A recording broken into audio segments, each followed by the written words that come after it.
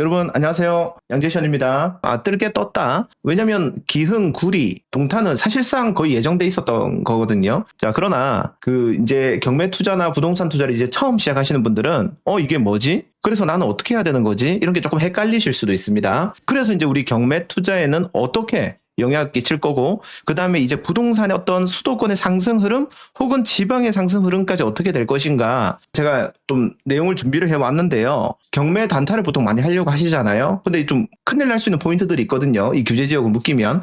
그런 부분들을 오늘 다시 한번 정리해 보도록 하겠습니다. 자, 여러분 보도자료 한번 보도록 할게요. 이게 떴죠? 사실은 예상하고 있었죠. 사실 예상하고 있었지만 확실하게 됐다. 썸 타다가 오늘 사귀기로 했다, 뭐 이런 느낌인 건데요. 자, 투길 과열 지구 및 조정 대상 지역, 이렇게 하면 또 하나하나 설명 들어가면 너무 어렵잖아요. 그래서 오늘은 조금 함축해서 규제 지역이라고 이제 부를게요. 결론은 이겁니다. 화성시 동탄, 용인 기흥구, 구리 7월 1일부터 규제 지역 및 토지 거래 허가 구역으로 추가 지정. 자, 저 같은 경우에는 2015년부터 이제 투자를 시작했거든요. 이제 한 12년 차 정도 되고 있는데요. 사실 이와 같은 기사는요, 너무나도 익숙해요. 왜냐면 이제 우리가 가격이 올라가기 시작할 때 당연히 이 흐름은 너무나, 처음에 서울 묵구구, 그 다음에 이제 서울 근처 묵구구, 그 다음에 경기도 묵구구, 그 다음에 경기 이제 저 외곽 지역 묵구구, 그 다음에 지방으로 묵구구. 그러니까 묶는다는 게 규제 지역으로 묶는다 이 말이에요. 이런 식으로 계속 가는 거예요. 여러분, 이 말이 뭐죠? 이제 동탄, 기흥구, 구리를 묶었다, 즉 규제 지역이 됐다. 이 얘기는 뭐예요? 어떻게 해석하면 되죠? 지금 대세 상승장이 계속해서 되고 있다, 이렇게 느끼시면 됩니다. 자, 여러분, 최근에 동탄, 기흥, 구리 가격이 어떻게 됐을까요? 아시는 분 있나요? 좀 이따가 제가 그래프로 다 보여드릴게요. 최근에 시세 상승이 엄청 가파르게 되고 있습니다. 여기서는 보도자료에서는 뭐라고 나와 있냐면, 뭐 때문이죠? 반도체 성과급이나 이런 것들을 통해서 반도체 업계 특수에 따른 집값 상승 기대감과 GTX-A 개통 등의 개선으로 이제 가격이 오르고 있다, 이렇게 돼 있습니다. 구리, 동탄, 기흥 이렇게 세 개만 묶였지만 앞으로 더 규제 지역으로 묶일까요? 안 묶일까요? 퀴즈. 앞으로 더 묶일까요? 안 묶일까요? 앞으로 더 묶일 가능성이 커져요. 더 커져요. 왜냐면 우리가 20년, 21년을 한번 돌아가 볼까요? 그때도 똑같았어요. 묶이고 풍선효과가 뭐냐면 입지가 더 좋은 지역에 오르고 나면 그 다음에 튕겨 오르고, 그 다음 옆에 또 튕겨 오르고, 이런 식으로 묶이고. 맞죠? 지금 결국 얘네들이 묶이면 옆에도 또 묶이는 겁니다. 그 얘기는 뭐예요? 우리가 선점할 수도 있다. 묶이기 전에, 규제 지역이 되기 전에 선점할 수도 있다. 오늘 이런 것도 한번 같이 이야기 나눠보고요. 여러분, 21년에는 어디까지 다 묶여요? 지방까지 전국이 묶였죠. 여러분, 하나 질문하도록 하겠습니다. 지금 지방 오르고 있습니까? 안 오르고 있습니까? 혹시 아시는 분 있어요? 자, 지방에 이제 한 4억 이상짜리 아파트들 지금 오르고 있다, 안 오르고 있다? 지방에 많은 분들은 지방 아파트는 지금 안 오르고 있다고 생각하시는데요. 저는 전국으로 보고 있잖아요. 지금 이제 몇 개 공급이 많은 지역은 아직도 떨어지는 곳도 있어요. 그러나 지금 이제 경상도권, 충청도권, 그다음에 경남권, 경북, 여기는요, 지금 실수요자가 좋아하는 학군지 좋은 아파트는 다 오르고 있습니다. 지금 이 얘기는 뭐냐면, 언제인지는 모르겠지만 먼저 수도권이 다 묶이고 나서 나중에 몇 년 뒤가 될지 모르겠어요. 내년이 될지. 나중에는 지방도 묶일 수 있다. 계속해서 상승이 시작되고 있기 때문에 좋습니다. 저희는 이걸 읽을 줄 알아야 됩니다. 그냥 오늘 이 세 지역이 묶였다고 해가지고 이 세 지역은 대출이 안 되겠구나, 이게 끝이 아니라는 얘기예요. 이제부터 불이 계속 달라붙는 겁니다. 옆쪽으로요. 알겠죠? 자, 보도자료 좀 더 보도록 할게요. 오늘 그에 대한 내용들을 얘기를 하고, 자, 이렇게 규제 지역으로 늘어날 때 우리 경매 투자에는 어떤 영향이 있는지를 오늘 진짜 상세하게 핵심만 삐용 보도록 하겠습니다. 자, 보도자료는 이게 다고요. 사실 이제 규제 지역이 됐을 때 어떤 세제 대출 변경이 있는지는요, 이거는 이번에 나오는 게 아니라 기존에 다 나왔던 얘기예요. 간단하게 한번 보자면요. 규제 지역의 가계자금 대출은 어떻게 되냐? 066으로 외우면 되겠죠. 066. 자, 무주택자만 대출이 되고요. 그 다음에 최대 6억까지 대출이 되고요. 그 다음에 6개월 이내에 무조건 전입을 해야 되는 상황입니다. 그래서 066. 당연히 이제 무주택만 가계자금 대출이 되는 게 아니라 하나의 주택이 있다면 처분하는 조건으로도 해주겠죠. 자, 근데 이때 중요한 점은 규제 지역은요, 집값의 40%까지밖에 빌려주지 않는다. 맞죠? 하지만 규제 지역이 아닌 곳은 70까지 빌려준다, 이 말입니다. 자, 그런데 재밌는 건 뭔지 알죠? 규제 지역의 생애 최초라면 70까지 빌려줍니다. 그래서 규제 지역이라도 무주택자는 집값이 40을 빌려주는데 이게 기준인데 생애 최초라면 무려 70까지 빌려주고 당연히 전입 의무는 6개월 이내에 해야 된다. 여러분 생활안정자금 대출이 뭘까요? 자, 생활안정자금 대출은요, 후순위 가계자금 대출이라고 보시면 돼요. 그러니까 내가 집을 사서 살고 있어, 집에서. 근데 나중에 가계자금 대출을 근저당 찍고 은행한테 대출을 일으키는 거예요. 생활비로 쓰겠다, 이 말인 거죠. 자, 이것도 규제가 계속 들어오면서 현재 1억까지밖에 안 해주고요. 이 생활안정자금 대출을 받으면 추가로 주택을 사면 안 됩니다. 자, 이런 것들이 현재 다 달라붙어 있다라는 거. 자, 이거는 기존에 다 있었던 내용이고, 그 다음에 전세 대출도 이제 우리가 이 소유권 이전 조건부 전세 대출이 뭐죠, 여러분? 내가 매매를 하면서 예전에 많은 경우에는 내가 매매 잔금을 전세를 새로 맞추면서 전세 보증금으로 매매 잔금을 많이 했잖아요. 편법으로. 이 상황에서 전세 대출을 안 해주겠다. 갭 투자하지 마라. 새로 사면서. 요 말이고, 전세 대출 조금 깎겠다. 그 다음에 전세 대출은 1주택자는 2억까지밖에 안 해주겠다. 3억 초과는 전세 대출 안 해주겠다. 이런 내용들이 있는 거죠. 자, 그 다음에 이제 신용대출도 1억이 넘는 사람은 규제지역 내에 집 사지 마라. 이런 내용들. 그 다음에 중도금 이주비 대출. 그 다음에 요거 우리한테 너무 중요합니다. 서울, 경기, 인천, 수도권까지 매매사업자 대출 및 임대사업자 대출이 금지입니다. 수도권만. 지방은 매매사업자 대출이 현재 열려 있습니다. 자, 오늘 처음 오신 왕초보분들은 매매사업자가 뭔가 이렇게 싶은데요. 부동산 경매 투자를 하면 사실 많은 분들이 사고 팔고 단기 투자를 많이 해요. 우리가 개인 명의로 사고 판다면 양도세를 내가 번 거에 70%를 내야 되잖아요. 몇 달 만에 팔면. 근데 경매 투자자는 어떻게 하죠? 부동산 매매업이라는 사업자 등록을 내서 내가 장사하듯이 낙찰받고 이 집을 팔고 장사하듯이 낙찰받고 이 집을 팔고 이렇게 하는 게 부동산 매매업이고, 이렇게 됐을 때는 이거는 개인 명의로 사고 파는 게 아니라 사업이니까 사고 팔았을 때 차익이 사업소득으로 들어가면서 종합소득세에 들어가기 때문에 한 10에서 20% 정도밖에 안 내요. 전업주부라면 세금을 거의 안 내게 될 거고요. 이 매매업을 한다 하더라도. 자, 이때 우리가 즐겨 썼던 대출이 바로 이런 매매업을 하는 사람들을 위해서 해줬던 사업자 대출 중에 매매사업자 대출이라는 게 있습니다. 이게 너무 좋거든요. 왜냐면 이 사업자 대출이라는 거는 DSR 안 봐요. 소득에 상관없이 낙찰가의 80 이상이 나왔고요. 그리고 이제 원리금을 안 내고 이자만 내도 된다라는 아주 좋은 특성이 있거든요. 따라서 이 매매사업자 대출로 단타 발의를 많이 했단 말이에요. 자, 그런데 이게 수도권이 현재 작년 9월 7일 날 금지가 됐습니다. 자, 그렇다면 현재 비수도권 어떨까요? 비수도권은 매매사업자 대출이 자유롭게 되기 때문에 여러분 비수도권은요 지금 단타 발의, 즉 단기 투자, 경매 단기 투자가 아직 활발하게 살아있다 이렇게 말씀드리는 거고요. 그 다음 이제 세금 같은 경우에는 여러분들 규제 지역에는 두 번째 집 살 때 무려 8% 취득세를 내야 되고, 규제 지역에 세 번째 집을 살 때는 12%. 좀 이따가 제가 또 표를 한번 정리해 왔으니까 한번 같이 보도록 하겠습니다. 자, 그 다음에 이제 다주택자는 팔고 나서 소득세를 더 많이 내요. 알죠? 규제 지역의 다주택자가 집을 판다? 그러면 원래 기본 세율이라는 게 있거든요. 거기에 플러스 20에서 30을 더해가지고 겁나리 많이 내게 됩니다. 맞죠? 그리고 어떤 게 또 규제 지역으로 되면서 바뀌었죠. 원래 비규제 지역이었거든요. 서울도, 강남, 송파구 빼고요. 그때는 서울도 역시 1세대 1주택 비과세가 뭐냐면 내가 집을 거주하고 있다가 혹은 내가 집을 한 채만 가지고 있다가 팔았을 때 양도세를 하나도 안 내게끔 해주는 게 이 양도세 비과세의 특례인데요.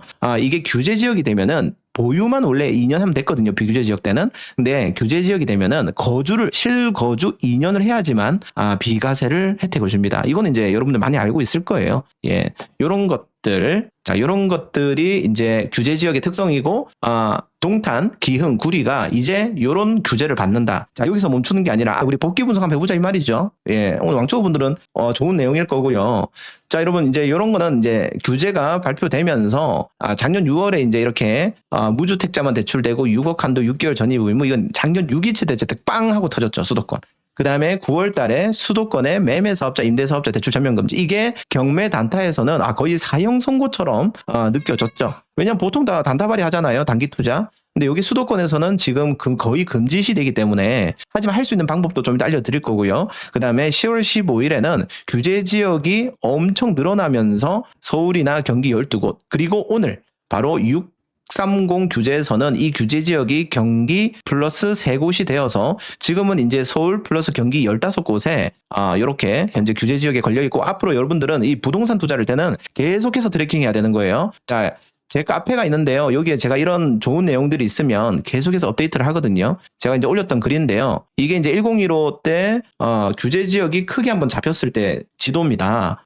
지금 보면은 약간 유령 모양으로 돼 있죠. 엄청 이제 무서운 유령 모양으로 돼 있는데요. 요때 요렇게 지금 서울, 이 검은 선이 서울이죠. 예, 이 서울 플러스 경기 12곳, 광명, 안양, 동안구, 과천, 의왕, 수원, 장안, 팔달, 수지, 영통, 분당, 수정, 중원, 하남, 양천, 구로, 강서, 서울. 자, 요렇게가 이제 규제 지역으로 묶었는데요. 자, 오늘은 어디가 추가됐다고요? 자, 여러분 같이 한번 눈으로 체크해 주세요.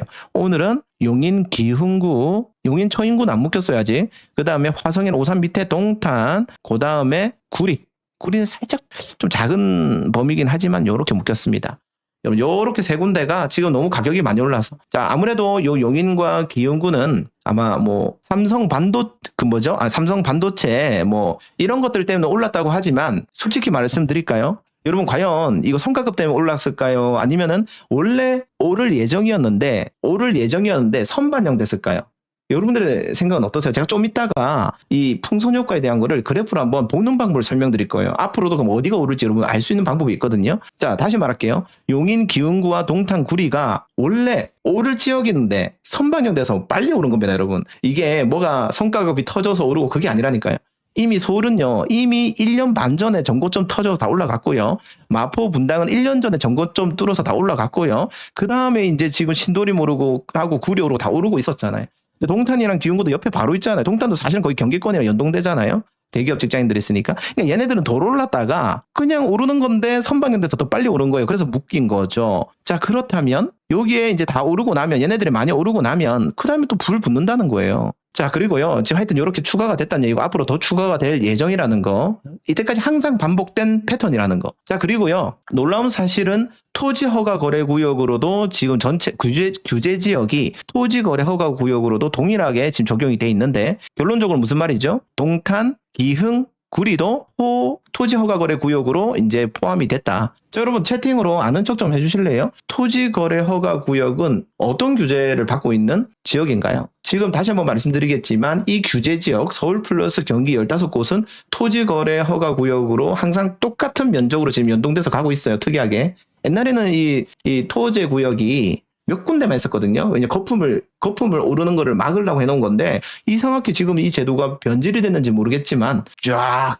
여러분 제가 저 경박스라는 그 1대1 코칭 프로그램을 하고 있거든요. 경매로. 제가 어떻게 했는지 아세요? 구리에 3명 사기하고요. 동탄에 2명 사기했습니다. 왜냐면 저는 성과급이 뭐 나오고 이런 건 예측도 못했어요. 작년에. 그런데 어떻게 알았을까요? 양재시션이요. 양재시션은 구리랑 동탄이 오를 걸 어떻게 할 수 있을까요? 간단합니다, 여러분. 서울이 먼저 오르잖아요. 서울은 이미 전고점 1년 반 전에 올랐잖아요. 구리랑 동탄은 전고점을 치고 안 올랐잖아요. 그게 답니다, 여러분. 다시요. 서울이랑 옆에 있는 상급지, 분당 이런 게 작년보다 다 전고점 넘어서 올랐잖아요. 그럼 구리랑 동탄도 같은 급지란 어쩌면 그러니까 바로 아래 급지란 말이에요. 그럼 연동돼서 오르는데 시간 문제란 말이에요. 그런데 구리랑 동탄 같은 경우에는 또 비규제로 해놨네. 작년 10월 이후에도. 그러니까 작년 10월 이후에 이제 제가 경박스 쉽게 할 때 구리, 그다음에 동탄, 수원, 권성구, 호매실동 이런 데를 막 매입을 시켰습니다. 다 몇 억씩 올랐어요 지금. 맞죠? 예. 그때 저는 이 성과급 때문에 오른다는 건 몰랐고 덜 올랐기 때문에 풍선 효과로 오를 거다. 그래서 그분들한테 그랬어요. 규제 지역으로 지정되기 전에 사라. 그리고 단타가 아닌 거면 중장기 투자라면 그냥 사라. 이렇게 했던 거죠. 자, 여러분 토지 거래 허가 구역에서 여러분들이 답변을 적어 주셨는데 그렇죠. 결론은 이거예요. 갭 투자, 즉 전세 끼고 사지 말고 실입주 해라 이 말입니다. 전세 끼고 사지 말고 실입주 해라 이 말이죠. 자, 그런데 여러분 재밌는 거 하나 알려드릴게요. 여러분 경매로 사면 어떻게 되죠? 자, 저는요. 자, 경매 공매는요. 실입주 허가가 필요가 없습니다. 왜냐면 특별승계, 그러니까 일반 매매가 아니거든요. 그래서 경매나 이 공매도 여러 종류가 있는데 압류재산 공매와 경매는요. 우리가 전세를 세팅할 수 있어요. 규제 지역에도. 즉 규제 지역이 아니라 규제 지역이 현재 토제 지역이랑 똑같잖아요. 그래서 토제 지역도 경매나 압류재산 공매로 사게 되면 여러분들 사고 나서 전세 세팅할 수 있습니다. 갭 투자 가능해요. 여러분 일반 매매로는 갭 투자가 안 되겠죠. 예. 자, 지금 3본 궁금하다고 하는데 조금 이따 저랑 하나하나 눌러가면서 어디가 오를 가능성이 있는지 같이 한번 보도록 하겠습니다. 자, 여러분 조금 디테일하게 들어가는데 조금 머리 아플 수 있습니다. 한 표로 정리하면 이렇습니다. 여러분 항상 지역은 이제부터 3개로 나눠야 됩니다. 앞으로 여러분들 부동산 투자, 경매 투자 하려면 항상 머릿속에 어떻게 해요? 대출 규제할 때, 대출 세금 규제할 때 세 군데로 나누자. 세 군데로. 첫 번째 규제 지역 수도권에, 두 번째 수도권의 비규제 지역, 세 번째 비수도권이라는 거는 경기, 인천, 서울 제외한 모든 것들을 얘기하는 겁니다. 알겠죠? 다시요. 수도권은 서울, 경기, 인천 중에 규제 지역, 그 다음에 두 번째는 수도권의 서울, 경기, 인천 지역 중에 비규제 지역. 자, 여러분들한테 한번 질문을 해볼게요. 자, 이 세 개 중에 안양, 만안구는 어디에 포함이 될까요?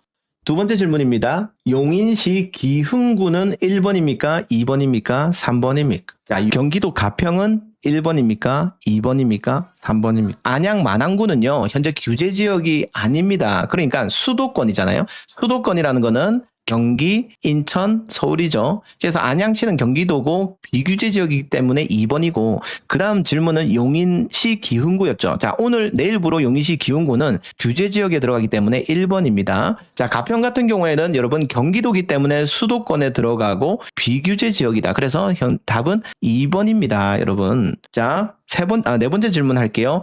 최근에 엄청 많이 올랐던 울산광역시는 1번인가요? 2번인가요? 3번인가요? 울산광역시 너무나도 쉽죠? 3번입니다. 여러분 천안은요? 3번입니다. 쉽죠? 그래서 여러분들은 이제 비규제 수도권만 외우면 조금 쉬울 거예요. 비규제 수도권. 자, 비규제 수도권. 자, 지도 한번 가볼게요. 우리 시원하게. 자, 지도 한번 가서, 자, 카카오맵 한번 들어가 볼게요.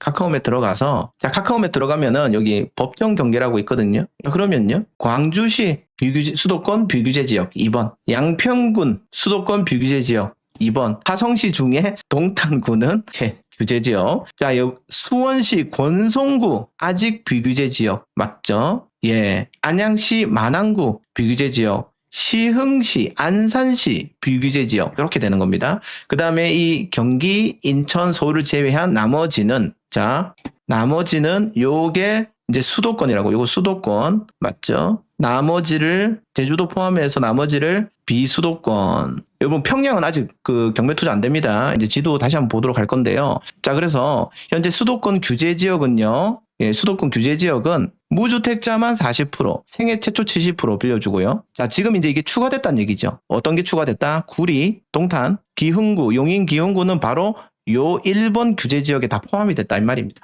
여러분들이 이제 내 집 마련으로 구리, 동탄, 기흥에 가계자금 대출을 받을 때는요, 무주택자만 빌려준다 이 말이고요. 여러분들이 예전에 집을 사던 이력이 있다면 40%밖에 안 해줘요, 집값에. 근데 여러분들이 내 인생 처음이다, 첫사랑이다, 내 인생 첫사랑이면 생애 최초면 무려 70을 해준다 이 말입니다. 근데 이것도 조심해야 돼요, 여러분. DSR이 돼야 돼요. 가계자금 대출에는 DSR 규제가 있기 때문에 여러분들 DSR이 되면서 이 LTV 즉 집값의 한도를 같이 겸해서 여러분들이 얼마까지 대출이 나오겠더라를 보셔야 돼요. 자, DSR은 현재 스트레스 상황이죠. 스트레스 받는 상황이라서 스트레스 DSR 하면은 한 내 연봉이 5천만 원 정도면 지금 한 2억 5천 정도 되는 것 같아요. 2금융권이면 한 3억까지 해주는 것 같고요. 왜냐면 1금융권은 이제 DSR 40%니까 2억 5천 요 정도 생각하시고 보시면 되겠습니다. 자, 다주택자 가계자금 대출 안 되고요. 자, 그런데 솔직히 말해가지고 우리 경매 투자자는 매매 사업자 대출이나 전자상거래 대출을 많이 했잖아요. 자, 그러나 이 매매 사업자 대출이라는 거는 9월 7일부로 수도권은 전면 금지, 비수도권은 활발하게 계속 해준다 이 말이죠. 예, 그래서 매매 사업자 대출은 수도권에서는 안 되고요. 그 다음에 전자상거래 대출도 여러분 그냥 안 된다고 생각할게요. 수도권 비규제 지역에서는 일부 되는 곳도 있다고 했는데 우선은 리스크가 있다고 판단되기 때문에 간 큰 사람, 내가 리스크를 끼겠다 이런 사람은 하시고, 예, 리스크가 조금이라도 지기 싫다는 거 하지 마세요. 그래서 결국 수도권에서는 사업자 대출은 전면 금지다 이렇게 생각하시면 되고, 가계자금 대출로 무주택자만 대출이 된다. 만약에 여기서 내가 다주택자라서 대출이 안 된다, 혹은 DSR이 안 돼서 대출이 안 된다고 하시는 분은 이 수도권을 매입할 때는 올 현금이나 아니면은 저 대부업 대출을 갈 수밖에 없죠. 예, 그런 식으로 해 주셔야 된다 생각하고요. 비수도권 같은 경우에는 전부 대출 다 나오겠죠. 다 대출 나옵니다. 예. 그리고 여러분들 수도권인데 나 돈 좀 벌고 싶어요 하는 분은요, 여러분들 상업용 하시면 됩니다. 저는 상업용 투자하거든요. 상가, 오피스텔. 오피스텔이 여러분들이 좀 도전하기 좋을 것 같아요. 아파텔 이런 거. 여러분 오피스텔은요 매매 사업자 대출 나옵니다. 다시 말할게요. 오피스텔은 매매 사업자 대출이 나옵니다. 아파텔처럼 생긴 것도 매매 사업자 대출 나오고 저희 수강생들 이거 받아가지고 다 낙찰가의 80% 이상 대출을 받고 있습니다. 그래서 오피스텔은 가능하다. 아파텔. 하지만 주거용 아파트나 빌라는 다 이와 같은 개념으로 여러분들이 생각하셔야 되겠습니다. 예. 자, 다시 말하지만 동탄, 기흥구, 구리도 이제 이 칸 안으로 들어왔다. 이렇게 보시면 되겠습니다. 자, 그리고 양도세 같은 경우에는 여러분들이 단타 투자를 많이 할 거죠. 아니면 내 집 마련도 많이 하시겠습니다. 근데 이제 단타 투자에 대해서 양도세에 대해서 설명을 하면 1년 이내에 팔면은 여러분들 개인 명의는 70% 내야 됩니다. 맞죠? 근데 이제 매매 사업자를 활용하면 여러분들 이제 사업 소득으로 들어가기 때문에 내년 종소세의 한 10에서 20% 여러분들 연봉이 억대 연봉이다 그러면 더 많이 내야 되겠죠. 자, 이렇게 여러분들이 기존에는 많이 하고 있었죠. 근데 조심해야 된다라는 거. 뭘 조심해야 된다? 사실 이 매매 사업자라는 거는 사고 팔고 어떤 규제가 안 들어가는 것 같지만 이 소득세에 따라서는 근데 이거 조심해야 됩니다. 정말 조심해야 됩니다. 자, 규제 지역에서 유주택자 혹은 다주택자가 매매 사업으로 단타 발의를 하면요. 비교과세를 해가지고 개인 양도세 77%, 그 다음에 원래 우리가 하려고 했던 종합소득세 한 10에서 20% 중 더 높은 금액으로 과세한다가 비교과세거든요. 요거 진짜 조심해야 됩니다. 자, 요거 오늘 좀 중요한 내용이라서 또 하는 것도 있는데요. 지금 이분들은 조금 조심해야 됩니다. 조심한 게 아니라 선택 잘해야 됩니다. 자, 예를 들어서요. 예를 들어서 저번 달에 낙찰받고 6월에 동탄을 잔금한 사람이 있다 칩시다. 여러분 다시 설명할게요. 이번 달에 낙찰받고 동탄에 잔금한 사람이 있다 칩시다. 이제 자기 집 소유가 됐죠. 원래 이 사람은 매매 사업자로 단타 발의를 하려고 낙찰받았다 쳐봅시다. 여러분 내일 이후로 이 사람이 만약 기존의 1주택에서 이 경매 물건으로 2주택이 된 사람이라면 여러분 비교과세가 될까요? 안 될까요? 7월 1일이 지나서. 다시 말할게요. 6월에 이미 낙찰받고 동탄 아파트 잔금을 쳤어요. 그리고 내일부터 동탄은 규제지역이 됩니다. 근데 이 사람은 원래 1주택자였고 이 동탄 아파트가 2주택인데 이때 7월이 넘어서 단타 투자를 해서 팔아버리면 비교과세가 될까요? 안 될까요? 이건 비교과세가 되는 거예요. 그래서 이 부분 너무 조심하셔야 되는 거예요. 알겠죠? 자, 그렇다면 내일이라도 내가 오늘 이걸 모르고 기흥구, 동탄, 구리를 이걸 모르고 다음 달에 낙찰받고 잔금 치고 여러분들 매매 사업자 된다 안 된다? 안 됩니다. 왜냐면요. 이 소득세라는 거 있잖아요. 이 소득세라는 건 내가 매도할 때 기준이에요. 매도할 때 기준. 6월에 규제 지역이 되기 전에 샀으니까 2주택이니까 얘는 취득세는 기본 세율이에요. 좀 이따 알려드리겠지만 만약에 이 동탄이 6월에도 규제 지역이었다면 이 사람은 이거 8.4% 내야 되는 겁니다. 하지만 6월에는 비규제 지역이니까는 기본 세율 취득세를 냈을 건데 취득세는 취득할 때 기준이거든요. 근데 7월이 돼서 내가 많이 팔잖아요. 그러면 이 소득세 같은 경우에는 매도 시점이 기준이기 때문에 매도 시점에 이미 규제 지역이기 때문에 비교과세가 됩니다. 이거 너무 조심해야 돼요. 자, 만약에 1주택이 기존에 있었고 7월 1일이 넘어서 동탄, 구리, 기흥구 집을 사면 취득세 몇 프로입니까? 퀴즈. 다시요. 원래 1주택이 있던 사람이 7월 1일 지나서 구리, 동탄, 기흥을 사면 취득세는 몇 프로일까요? 바로 8.4%입니다. 예. 8.4% 내셔야 돼요. 취득세요. 자, 그리고 이거를 단기 매도한다. 7월 1일 넘어서 단기 매도를 한다. 그럼 또 비교과세 돼가지고 여러분들 77%를 내야 된다. 1주택자인 상황에서 동탄, 구리, 기흥에 2주택을 살 때 7월 넘어서는 취득세 8.4%, 그 다음에 단타 발의했을 때 비교과세 77%. 이거 너무 조심해야 됩니다. 진짜로요. 맞죠? 자, 그렇다면 어떤 게 이제부터 또 위험할까요? 여러분, 그럼 이제 뭘 조심해야 될까요? 예를 들어서 안양시 만안구가 이제 비규제 지역이니까 여기를 단타해야겠네. 자, 그러면 다시 말할게요. 안양 만안구를 7월에 1주택인 사람이 두 번째 주택으로 취득합니다. 이때 취득세는 몇 프로가 될까요? 그렇죠. 안양 만안구는 지금 7월에도 비규제 지역이기 때문에 취득세는 기본 세율이 될 겁니다. 기본 세율. 예, 그래서 1에서 3%가 될 건데요. 자, 그러면은 1주택에서 2주택으로 안양 만안구를 샀고 7월에 바로 팔았습니다.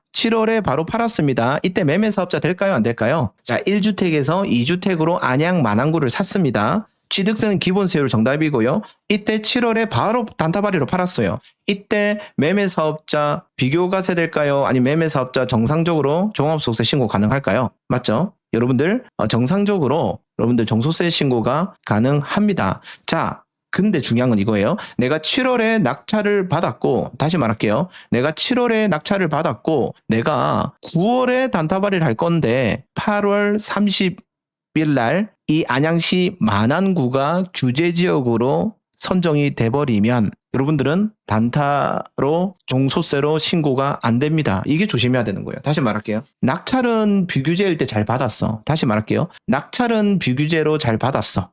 2주택으로 살 때. 그러나 그 사이에 규제 지역으로 묶이고 나서 내가 팔려고 할 때는 매도 시점에 비교과세를 매기기 때문에 이때는 여러분들 단타하면 효용이 없습니다. 다 나가기 때문에요. 그렇기 때문에 여러분들 단타 하시는 분들은 요거를 좀 조심하셔야 돼. 양재시는 그 다음에 어디가 바로 묶인다를 바로 맞출 수는 없어요. 언제 묶인다를.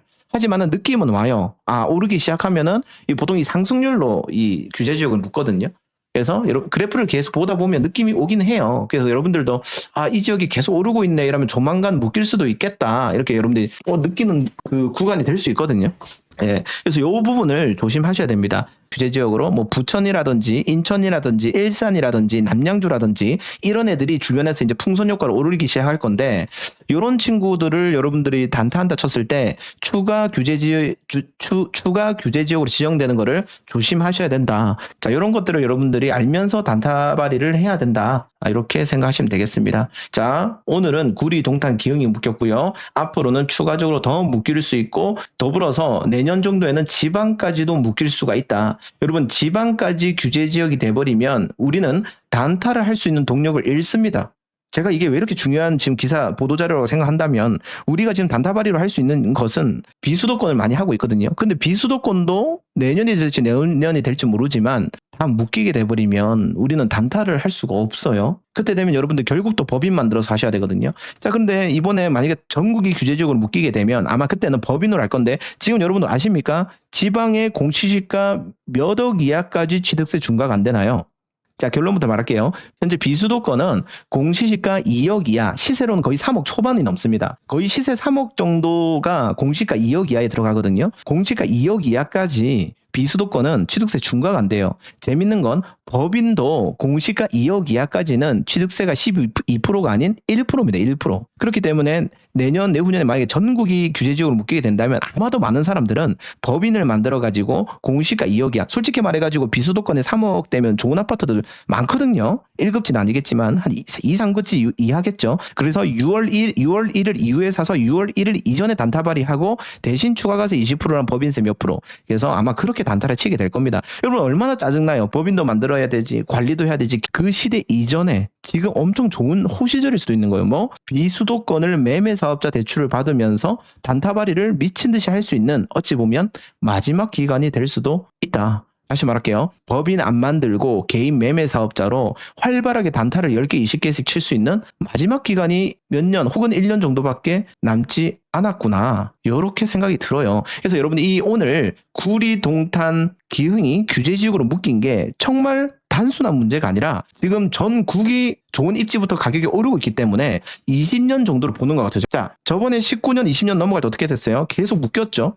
나중에 김포, 일산 남겨놓으니까 김포, 일산이 미친 듯이 오르죠. 김포, 일산을 20년에 묶으니까 그 다음에 지방이 오르죠. 지방 오르니까 지방 21년에 다 묶으니까 그때 정지됐잖아요. 그러다가 이제 푸틴 대통령이 미사일 발사하면서 금리 오르면서 22년부터 겁나게 떨어지면서 맞죠? 그리고 전국이 규제지역이고 매매사업자 대출을 전국으로 묶었기 때문에 법인 투자를 했죠. 그러다가 이제 23년이 되면서 다시 전국의 규제지역을 풀고 매매사업자 대출을 다시 재개해주면서 지금까지 겁나게 단타발이 다 같이 하고 있는 거잖아요.